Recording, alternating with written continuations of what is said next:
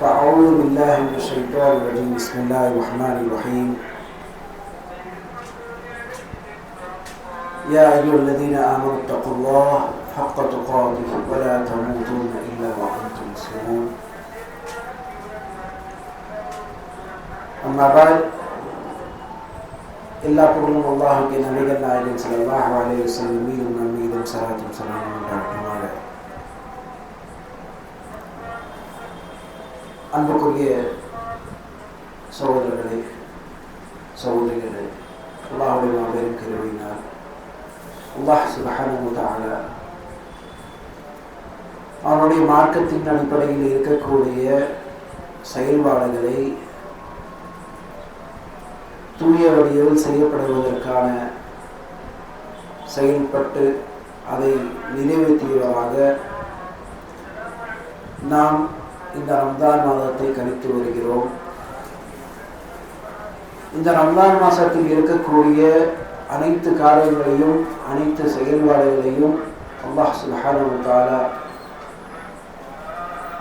நம் மூலமாக செய்வதற்காக தௌஃபீகை வழங்கினான். அதை நம்மால் இயன்றவரை அதை செய்திருக்கிறோம். அல்லாஹ் இதை ஏற்றுக்கொள்வானாக, அங்கீகரிப்பானாக. ஆமீன். அன்புக்குரிய சகோதரர்களே, இந்த ரமலான் மாசத்துல இருக்கக்கூடிய ஒரு முக்கியமான ஒரு செயல்பாடு அல்லது வணக்கம் என்று சொல்லலாம். அது என்னது? முக்கியமான வணக்கம் என்ன இந்த ரம்ஜான் மாத்திரம்னா நமக்கு எல்லாருக்கும் தெரியும். ஷஹரு ரமலான் அல்லதி உன்ஸில ஃபீஹில் குர்ஆன் ஹுதல் லின்னாஸி வ பையினாத்தின் மினல் ஹுதா வல் ஃபுர்கான். அல்லாஹ் சுப்ஹானஹு வ தஆலா இந்த ரம்ஜான் மாசத்துல என்ன செஞ்சிருக்கான்னு தெரியும். குர்ஆனிய மாதம் சொல்லி நம்ம பேரை சொல்லுவோம். ஷஹரு ரமலான் அல்லதி உன்ஸில ஃபீஹில் குர்ஆன். இந்த மாசத்துல தான் அதிகமாக குர்ஆனுடைய வசனங்கள், குர்ஆன் இறக்கப்பட்டது, துவக்கப்பட்டது என்ற பலவிதமான செய்திகள் நம்ம பார்க்க முடியும்.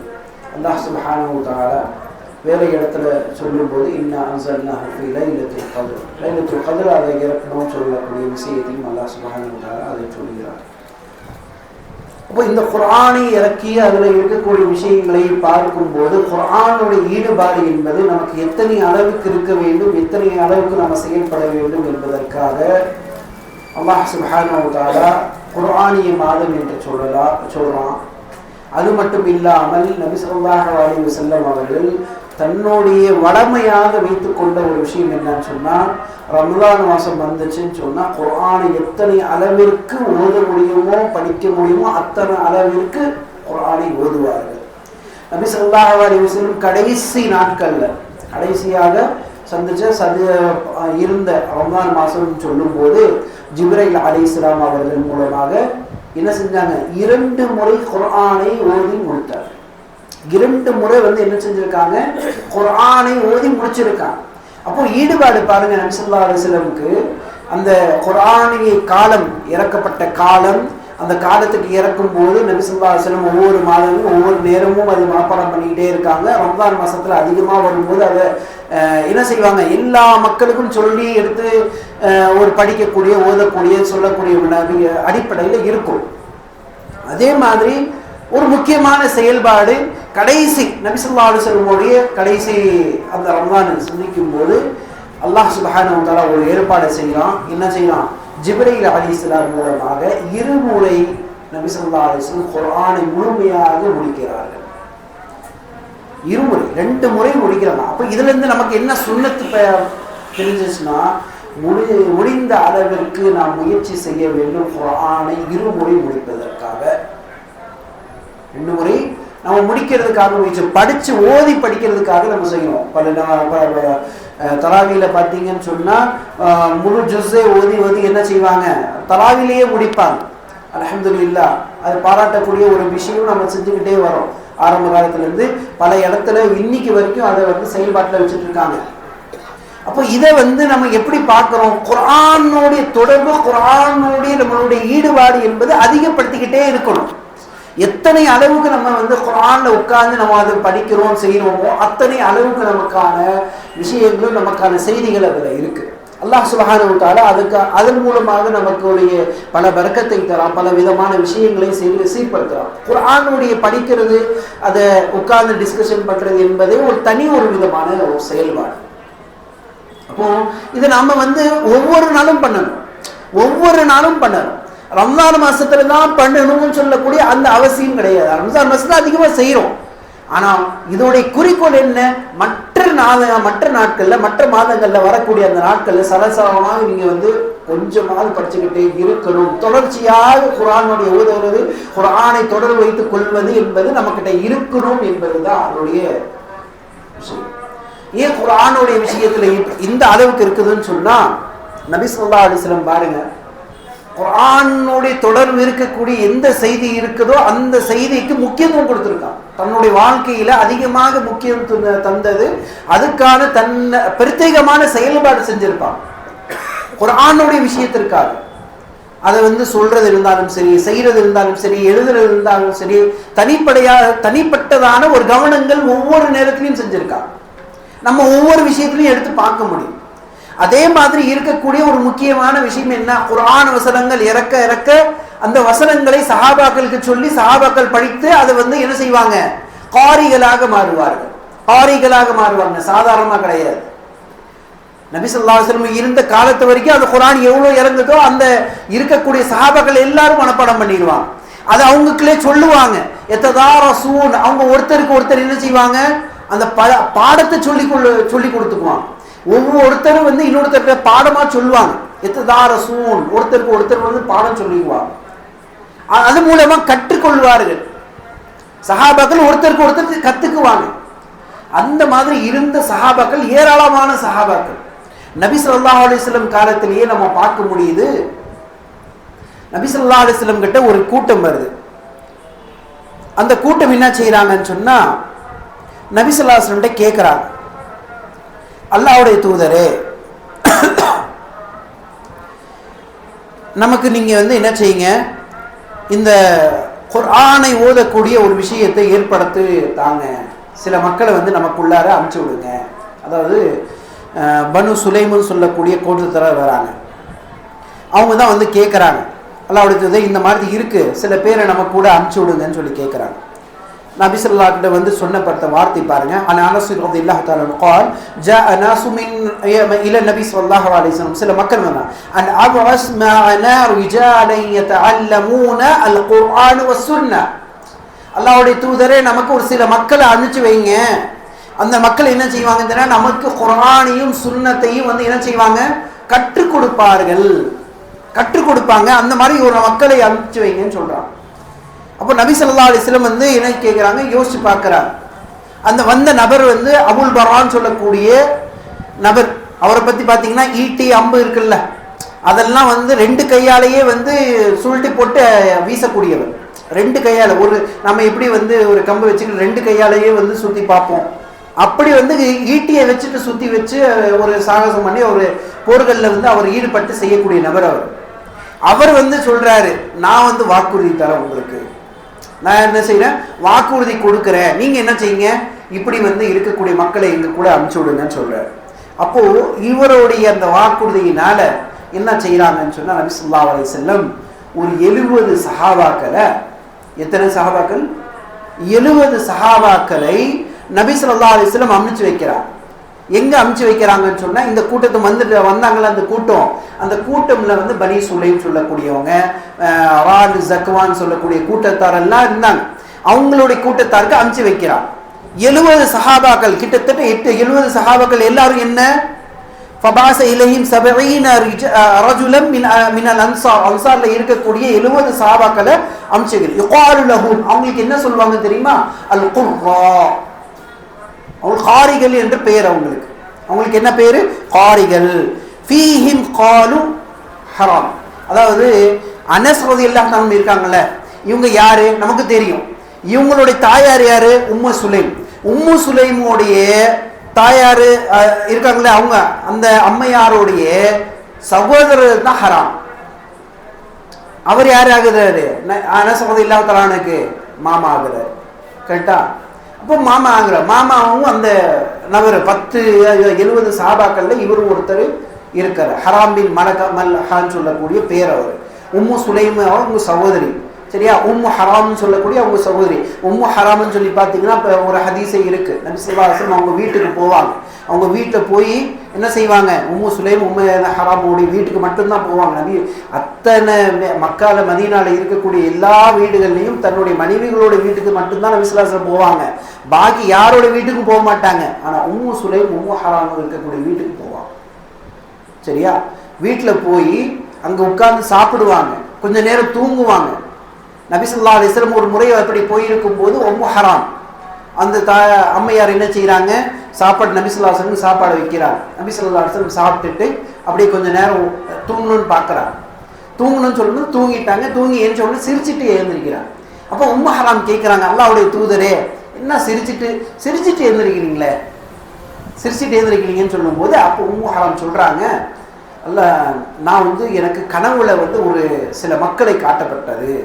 அந்த மக்கள் கடல்ல பயணம் பண்ணி போறாங்க ஜிஹாதுக்கு மகிழ்ச்சியோட.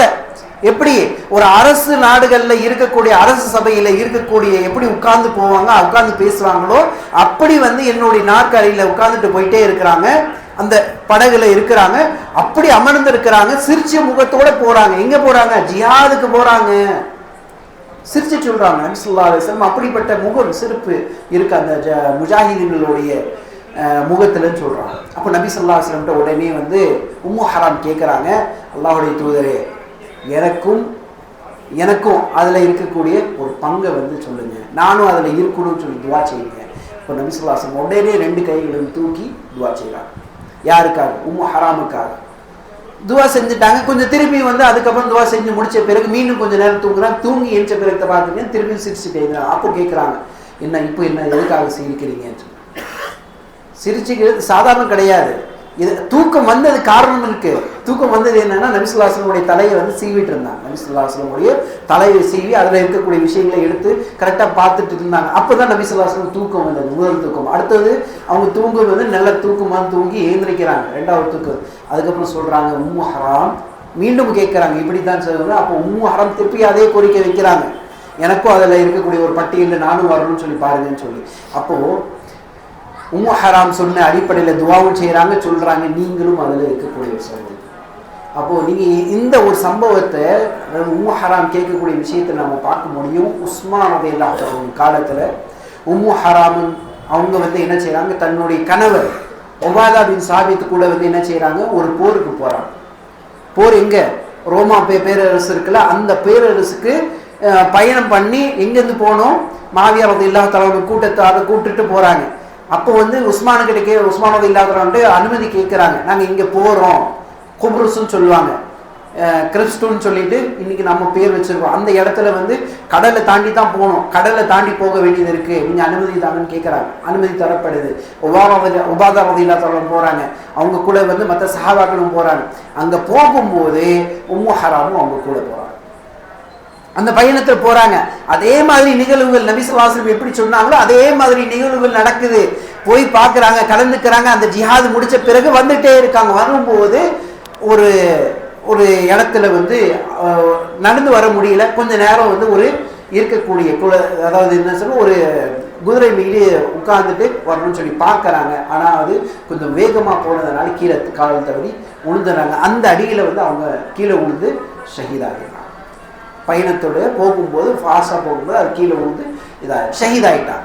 ஷஹீதாகி அங்கேயே அவங்களுடைய குப்ரஸ்ன்னு சொல்லக்கூடிய இடத்துலயே அவங்களுடைய கபரு அங்கேயே அடக்கம் செய்யப்படுறாங்க. உம்மு ஹராம்னு சொல்லக்கூடிய சஹாபியா பெண் பாருங்க எந்த அளவுக்கு ஜிஹாதுடைய விஷயங்கள்ல ஈடுபாடோட நபி ஸல்லல்லாஹு அலைஹி வஸல்லம் விஷயத்துல இருக்கும். உம்மு சுலைம் நீங்க கேள்விப்பட்டிருக்கீங்க, எத்தனையோ முறை கேள்விப்பட்டிருப்பீங்க அவர்களுடைய விஷயத்தை பற்றி. அனஸ் ரலியல்லாஹு அன்ஹு இவங்களுடைய இருக்கக்கூடிய மாமா தான் இவர். யார்? ஹராம். இவர் என்ன செய்யறார், அந்த 70 சஹாபா கூட போயிறார். எங்க போறாரு? இந்த பனு இருக்கக்கூடிய சுலைம் ஜக்வான் சொல்ல கூத்துறதுக்கு போறாங்க. போகும்போது எல்லாரும் குர்ஆனை படிக்கக்கூடியவர்கள். அவங்க என்ன செய்வாங்க, யுக்ரஊனல் குர்ஆன். அனஸ் ரலியல்லாஹு அன்ஹு சொல்றாங்க பாருங்க, இந்த நபர்கள் என்ன செய்வாங்க தெரியுமா, குர்ஆனை ஓதுவார்கள். குர்ஆனை ஓதுறது தான் அவங்களுடைய வேலையை. அந்த வேலையிலே தான் எத்தனாரசூன பில்லைல், இரவு நேரத்தில் அவங்களுடைய ஈடுபாடு எப்படி இருக்கும்னு சொன்னா குர்ஆனோட ஈடுபாடு இருக்கும். இரவு நேரத்தில் படிக்கக்கூடியவர் குர்ஆனை எடுத்து படிப்பாங்க, அதுல ஈடுபட்டு இருப்பாங்க. ஒருத்தருக்கு ஒருத்தர் முதாக்கரா பண்ணிக்குவாங்க, சொல்லி கொடுத்துக்குவாங்க, பாடத்தை சொல்லி கொடுத்துக்குவாங்க. ஒருத்தருக்கு ஒருத்தர் பாடத்தை சொல்லி கொடுத்து அது மூலமாக கற்றுக்கொண்டு மறுநாள் என்ன செய்வாங்கன்னு சொன்னா யதஅல்லமூன் கற்றுக்கொள்வார்கள். வகானூ பின்னஹாரி காலையில் நிகழ்ச்சி அது மக்களுக்கு சொல்லி கொடுப்பாங்க. கொஞ்ச நேரத்துக்கு அப்புறம் என்ன செய்வாங்கன்னு சொன்னா தண்ணியை எடுத்துட்டு வருவாங்க. அந்த தண்ணி எடுக்கிறதுக்காக போவாங்க. பீரு மவுனான்னு சொல்லக்கூடிய அந்த மவுனா கிணறு கிட்ட போய் அந்த கிணறுல இருந்து தண்ணி எடுத்துட்டு மஸ்ஜிதில் வைப்பாங்க, பள்ளிவாசல்ல வைப்பாங்க. பள்ளிவாசல்ல இருக்கக்கூடிய மக்கள் அதை பயன்படுத்தணும்னு சொல்லி இந்த மக்கள் செய்யக்கூடிய பணிகள் நல்ல பணிகளுக்கு செஞ்சுக்கிட்டே இருப்பாங்க. அது மட்டும் இல்ல, அங்க இருக்கக்கூடிய வரக்கூடிய மக்களுக்கு எல்லாத்துக்கும் குர்ஆன் சொல்லி கொடுக்கிறது தான் இவங்களுடைய பணி. இவங்களுடைய பணி அதுதான். இதுல இருக்கக்கூடிய ஹராம்னு சொல்லக்கூடிய ஹராமின் மலாக்கான்னு சொல்லக்கூடிய நபர்கள் இருக்கிறாங்க. இப்ப இவர் என்ன செய்யறாரு, சாப்பிட்றதுக்கு என்ன பண்ணுவாங்க தெரியுமா? இந்த சஹாபாக்கள் எல்லாரும் 70 சஹாபாக்கள் விறகு வெட்டுவாங்க. அந்த விறகை சேகரித்து வச்சுட்டு அல்லது காடுகளில் இருக்கக்கூடிய பாலைவனத்தில் போய் அந்த விறகுகளை சேகரித்து வச்சு விற்பாங்க. அந்த விற்கக்கூடிய படகு மூலமாக பொருளாதாரத்தை தீட்டி பொருளாதாரம் மூலமாக என்ன செய்வாங்கனாக்கா உணவை தேடிக்கொள்வார்கள். யாருக்காக?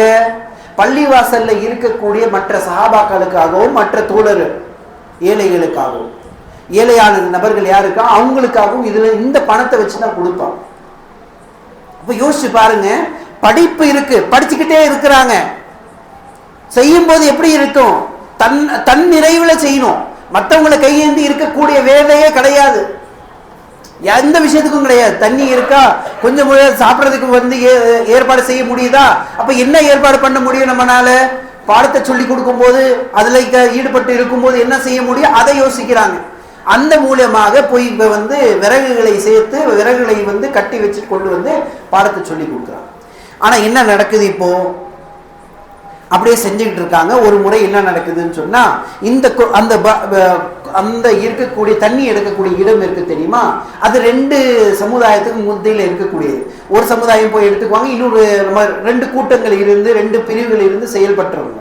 இப்போ என்ன செய்யறாங்கன்னா அடுத்த இருக்கக்கூடிய பக்கத்துல இருக்கக்கூடிய நபர்கள்ட்ட போய் தாவா பண்ணி செய்வோம்னு சொல்லி ஆர்வப்பட்டு தாவா பண்ணி சொல்லணும் அப்படின்னு செய்யணும்னு சொல்லி போறாங்க. போகும்போது என்ன செய்யறாங்கன்னு சொன்னா 2 சஹாபாக்களை கூப்பிட்டுக்கிறாங்க. சரியா? 2 சஹாபாக்களை ஒரு சஹாபிக்கு நடக்க முடியாது. அந்த நபரையும் கூப்பிட்டுக்கிறாங்க.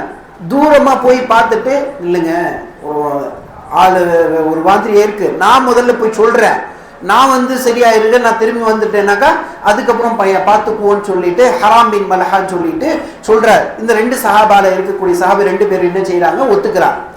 இவர் போய் என்ன செய்யறாங்கன்னா அங்க இருக்கக்கூடிய நபர்கள்ட்ட அனுமதி கேட்கிறார். அங்க இருக்கக்கூடிய நபர் தலைவர்கிட்ட என்ன செய்யறார், நபி ஸல்லல்லாஹு அலைஹி வஸல்லம் அந்த கடிதத்தை கொடுக்கிறார். கொடுத்துட்டு அல்லாஹ்வுடைய செய்தியை ரசூல் ஸல்லல்லாஹு அலைஹி வஸல்லம் அந்த செய்தியை நான் சொல்ல வந்திருக்கேன், அனுமதி தாருங்கன்னு சொல்லி கேட்கிறார்.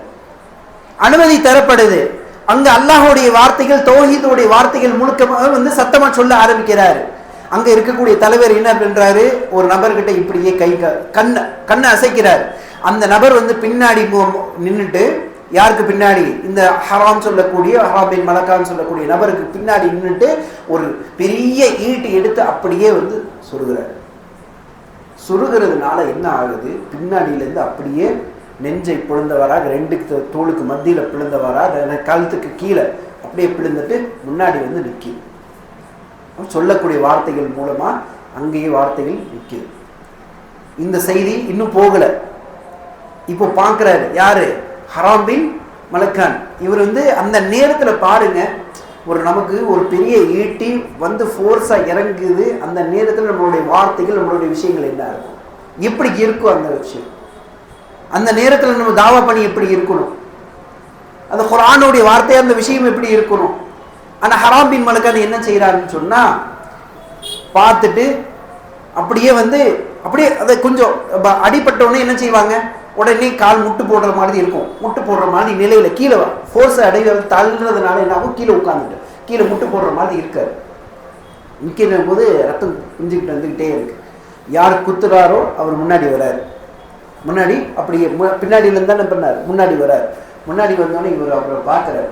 பார்த்துட்டே சிரிச்சுக்கிட்டே அந்த ரத்தத்துடைய விஷயம் இப்படி இருக்குல்ல, அதை எடுத்துட்டு இப்படி இப்படி சும்மா கையில எடுத்து போட்டுட்டு சொல்றார், ஃபிஸ்து வரப்புல் காபா. என்ன சொல்றார்?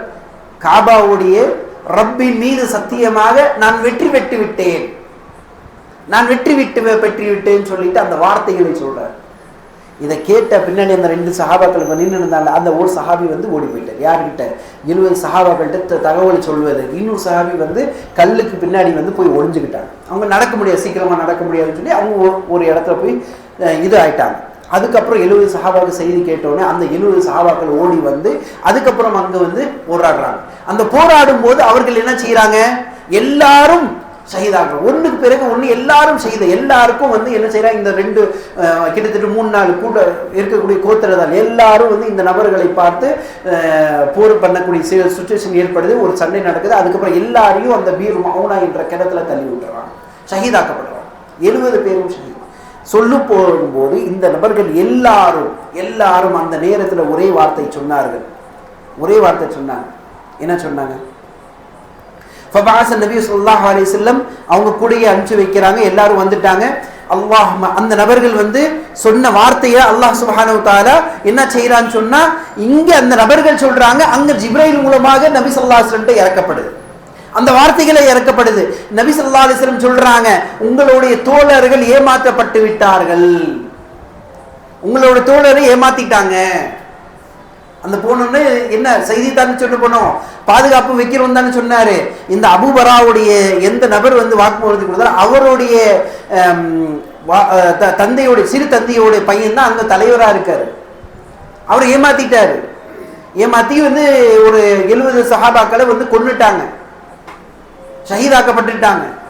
அந்த செய்தியை நபி ஸல்லல்லாஹு அலைஹி வஸல்லம் சொல்றாங்க. நம்ம வந்து இருக்கக்கூடிய 70 சஹாபாக்களும் என்ன ஆயிட்டாங்க? ஏமாற்றத்துக்கு உள்ளாகிற 70 சஹாபாக்கள் குர்ஆனோட தொடர்பு, இரவு நேரத்துல குர்ஆனோட வந்து படிக்கக்கூடியவர்கள், அதை வந்து பார்ப்பாங்க, இபாதத் செய்வாங்க. காலையில நேரத்துல எத்தனை மக்களுக்கு முடியுதோ அந்த தாவா பணி செய்யறது, குர்ஆனை சொல்லி கொடுக்கறது, அதுல தான் ஈடுபட்டு இருந்தாங்க. அவங்களுக்கு வேற வேலையே இல்லை. சாப்பிட்றதுக்கு மட்டும்தான் என்ன செய்வாங்க? கொஞ்சமா விறகு தேய்ட்டோமா, 4-5 பேர் போனோமா, விறகை எடுத்துட்டு வந்தோமா, அதை வித்தோமா, அது மூலமா பணத்தை பார்த்தோமா, பணத்தை வந்தது உணவுக்கு ஏதாவது ஏற்பாடு பண்ணோமா, கொண்டு போய் அவங்களும் சாப்பிடுவாங்க, இருக்கக்கூடிய ஏழைகளுக்கும் கொடுப்பாங்க. இதுதான் அவங்களுடைய பணி. இதுலயே அவங்களோட ஈடுபாடு இருக்கு. அந்த ஈடுபாடோட செயல்பட்டது எதுக்காக, எந்த நோக்கத்திற்காக சொல்லும் போது அல்லாஹ்வுடைய பொருத்தத்துக்காக மட்டும்தான், வேற எந்த பொருத்தமும் கிடையாது. கடைசியில நேரத்துல அந்த ஈடுபட்டு இருக்கும் போது எவ்வளவு வலி இருந்திருக்கும். அந்த ஹராம் பின் மலிக்கன் அதை பார்த்துட்டு அந்த நேரத்துல எப்படி வந்து அல்லாஹ்வுடைய சத்தியமாக அந்த விஷயத்தை பார்த்துட்டேன், நான் வெற்றி பெற்றுட்டேன்னு சொல்றாரு. இந்த முன்னாடி வந்து பார்த்த ஈட்ட அம்பு வீசியவர் இருக்காரு, ஜப்பார்னு சொல்லக்கூடிய பேர். அவர் வந்து பிற்காலத்துல இஸ்லாத்துக்கு வந்துடுறார். வந்த பிறகு இந்த வார்த்தை அவருக்கு ரொம்ப வந்து மன உறுத்தத்திலேயே இருக்கு. பிறகு அவர் கேட்கிறார், யார்கிட்ட? சஹாபாக்கள், மற்ற சஹாபாக்கிட்ட கேட்கிறார், நான் வந்து ஒரு நபருக்கு வந்து இருக்கும்போது நான் வந்து ஈட்டி அடைச்சேன், அவருக்கு வந்து அதுல இருந்து ஷஹீதாக மரணிச்சிட்டாரு. ஆனா அவர் சொல்லும் போது, அந்த லாஸ்ட் வார்த்தைக்கு சொல்லும் போது இந்த வார்த்தையை சொல்லி இதுக்கு என்ன அர்த்தம்னு கேட்கிறார். என்ன அர்த்தம்னு கேட்கிறாரு. அவர்கிட்ட சொல்லப்படுது, ஃபிஸ்துனா அவர் வெற்றி பெற்றுட்டாரு. என்ன வெற்றி பெற்றுட்டாரு? வாழ்க்கையில எதற்காக வாழ்ந்தாரோ அந்த விஷயத்தை அவர் கண்மூடியமாக பார்த்துட்டார்.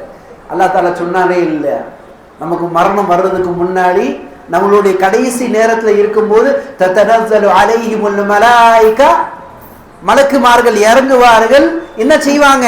நமக்கான அந்த சுப செய்தியை சொல்லுவாங்க, முபஷ்ஷிர், நமக்கு பஷாரத் சொல்லுவாங்க, சொர்க்கத்துடைய நற்செய்தி நமக்கு கொடுப்பாங்க.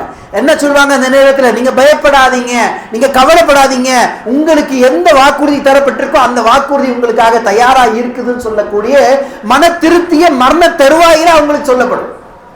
அதை பார்த்துட்டாரு, அவருடைய சொர்க்கம் என்ற விஷயம் நிச்சயமாக்கப்பட்டிருக்கு. அதை பார்த்துனால சிரிப்போட அந்த முகத்தை நீங்க பார்த்தீங்க. அந்த ஒரு சிரிப்பு, அந்த முகத்துல இருக்கக்கூடிய சிரிப்பு வந்ததுனாலதான் நீங்க என்ன பண்ண முடியுது? அதை மறக்கவே முடியல. ஒரு துரோகத்தினால ஒரு செயல் செஞ்சவருக்கு எவ்வளவு பெரிய வேதனை இருக்கும். முன்னாடி வந்த பிறகு என்ன செய்வேன், என்ன எதிர்பார்ப்பாரு? நான் ஒரு அம்ப குத்தி இருக்கேன், குத்தின பிறகு அந்த வலியோட அந்த நபர் இருக்காரு. அந்த வலியோட இருக்கும்போது முன்னாடி வந்து பார்க்கும்போது என்ன தெரியணும்?